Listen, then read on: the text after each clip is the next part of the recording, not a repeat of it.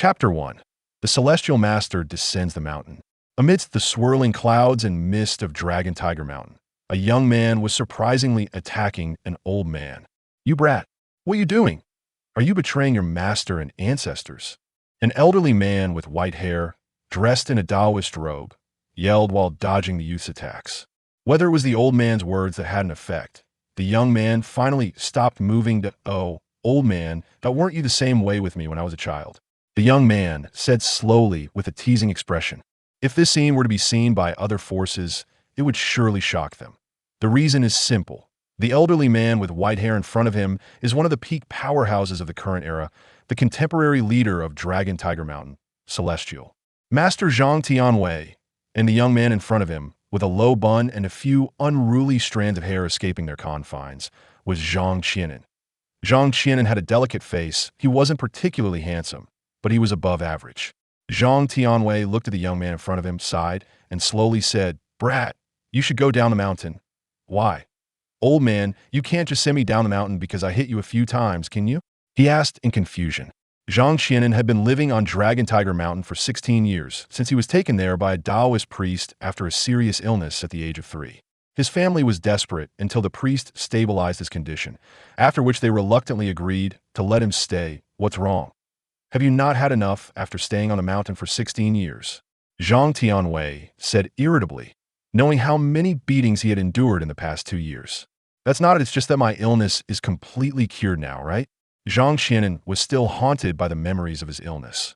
Even though it hadn't flared up in the last 2 years, the feeling during those episodes was so unbearable that he would have preferred to die. That isn't an illness, that is your innate Tao body. At that time, Tianqian didn't come by chance, it was all calculated. Otherwise, do you think there are that many coincidences? "I have an innate Tao body." "What is that?" Zhang Qian'an asked, puzzled. The old Taoist looked at Zhang Qian'an's expression and sighed slightly, then stroked his beard and said slowly, "The innate Tao body is born to cultivate the Tao and can autonomously absorb the spiritual energy of heaven and earth. You were too young at the time, and your body couldn't endure the nourishment of the spiritual energy, which is why you reacted that way. And with your current cultivation level, not to mention the younger generation, even among the older generation, no one is your match. I see. Why didn't you say so earlier? Don't you know what you were like when you were younger?" The old Taoist instantly puffed up his cheeks in annoyance. Although our Dragon Tiger Mountain is not afraid of any force, we still need to be cautious of some treacherous individuals who might use special methods. Zhang Qian'an's spirit lifted at this. After thinking carefully, he reluctantly admitted that he had indeed been a bit of a nuisance as a child. If he were to learn he had an innate Tao body, it would probably spread throughout Dragon Tiger Mountain in no time. "Wait, how does this relate to me going down the mountain?" Zhang Qian'an felt it was better to change the subject. "You brat, if you don't go down the mountain to earn some extra income for Dragon Tiger Mountain, the whole place is going to go bankrupt. Do you know how many resources we have poured into you over the years for your Tao body? Medicinal baths, cultivation resources, and treasures to suppress your Tao body's flare-ups. You alone have drained the cultivation resources that our Dragon Tiger Mountain has accumulated for hundreds of years." The more Zhang Qian'an spoke, the more agitated he became, leaning in closer. Seeing Zhang Qian'an so close, Zhang Qian'an knew he was in the wrong and backed away while saying, all right, master, don't be angry. I'll go down the mountain. You look at yourself, it wouldn't be good for others to see you like this." Hearing this, Zhang Qian'an's mood began to calm down. "Go pack your things, and then head out tomorrow." With that, Zhang Qian'an turned and left. Zhang Qian'an watched the old Taoist departing back and sighed slowly. To be honest, he was quite reluctant to leave this life behind. Every day was pleasant, strolling around, teasing birds, and watching beautiful female tourists from various places. His parents would also visit him during their free time, and occasionally he would spar with his uncles and senior brothers. It was truly enjoyable. That AS for cultivation. Wasn't it just like playing? If he had to endure hard training despite having an innate Tao body, wouldn't that make the innate Tao body pointless? After a moment of reflection, Zhang Qian'an also left the place. The next day, in the morning, after packing his belongings, Zhang Qian'an arrived at a Taoist temple. Inside the temple, several elderly Taoists with white hair sat together. In the central position was Zhang Qian'an from yesterday. "Master, teacher, and all my uncles and senior brothers." As soon as he finished speaking, an elderly man with a completely white head of hair next to the master stood up and slowly approached Zhang Qian'an. This man was Zhang Qian'an's master, Zhang Qian'an, that he was also the only other person in Dragon Tiger Mountain besides Zhang Tianwei who was proficient in divination, fortune-telling, and calculating heavenly secrets. It was he who brought Zhang Qian'an to Dragon Tiger Mountain. So one could say that without him, there would be no current Zhang Qian'an. But everything has a price, as this was a theft of heavenly secrets. Although he was over 200 years old, with his cultivation at the late stage of the divine realm, he should be in his prime, yet he was already completely white-haired. Master, Zhang Qian'an walked up to him, patted his shoulder, and said, "It's time for you to go down the mountain. A great era is approaching, and if you don't go see the world now, it might be too late later. Here, this is a magical tool for you. Keep it safe." Zhang Qian'an took out 2 items from his Taoist robe, a peachwood bracelet and an ancient bell. Seeing this, Zhang Qian'an couldn't help but smile helplessly. "Master, with my cultivation, I don't need any magical tools.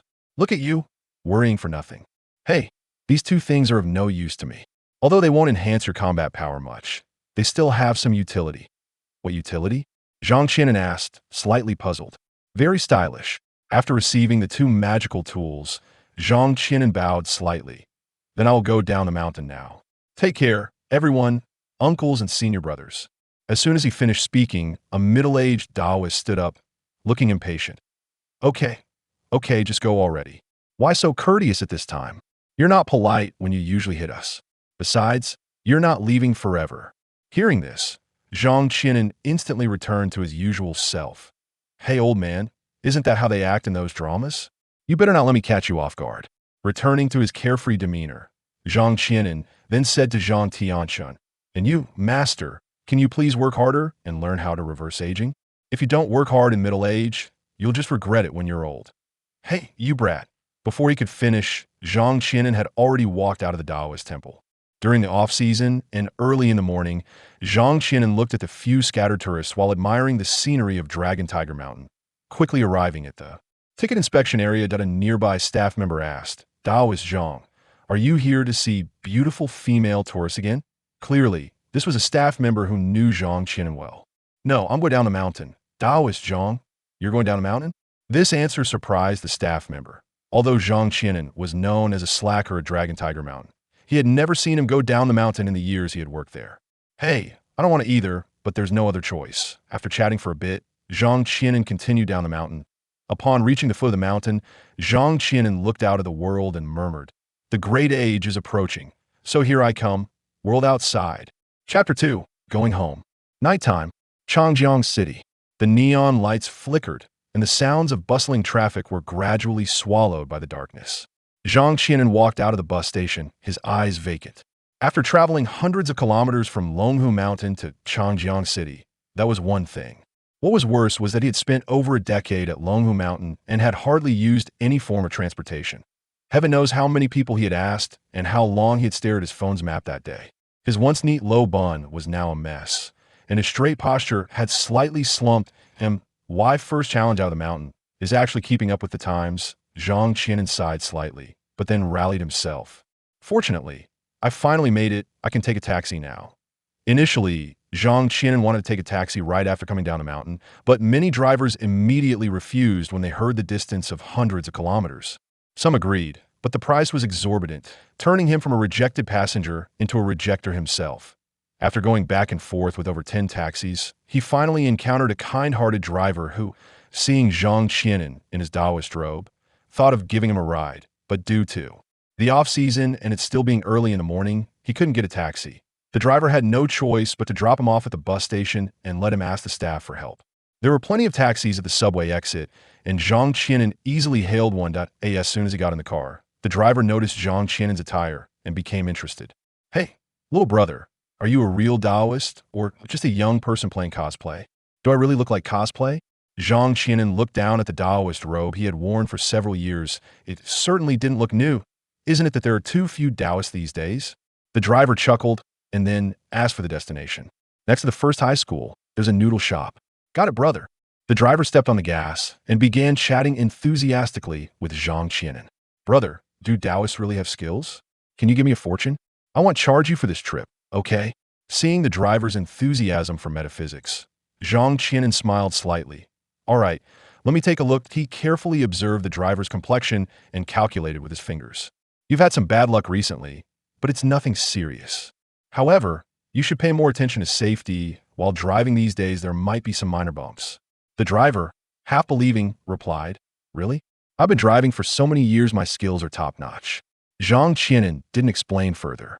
Just then, a car suddenly slammed its brakes ahead. The driver hurriedly hit the brakes, but still lightly rear-ended the car in front. The driver widened his eyes in shock, looking at Zhang Qian'an in disbelief. Brother, you really are amazing.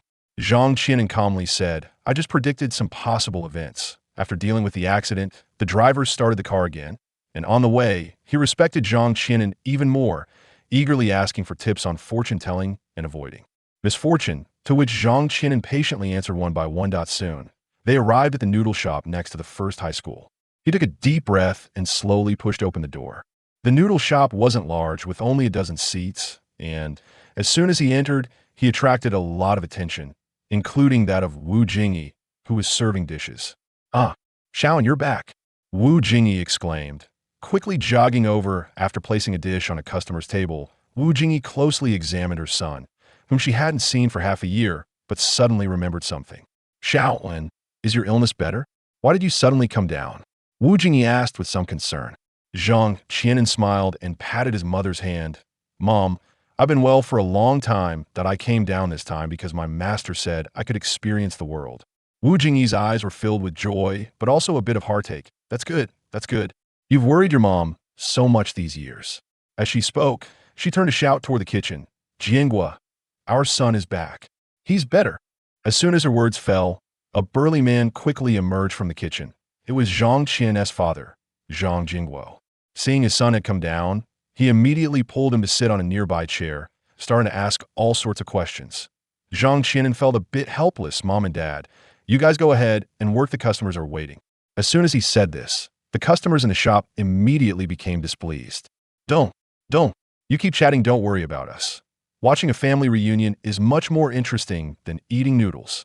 His words seemed to voice everyone's thoughts, and other tables of customers quickly agreed. This made Zhang Qian'an's parents feel a bit embarrassed. Then you play here for a while, your mom, and I will go busy and make you something. What do you want to eat? Zhang Qian'an thought for a moment and said, Mom, just make me a bowl of your best fried sauce noodles. Wu Jingyi smiled and nodded, heading into the kitchen with Zhang Jingguo. The customers, though a bit disappointed, remained enthusiastic. Little brother, are you a Taoist?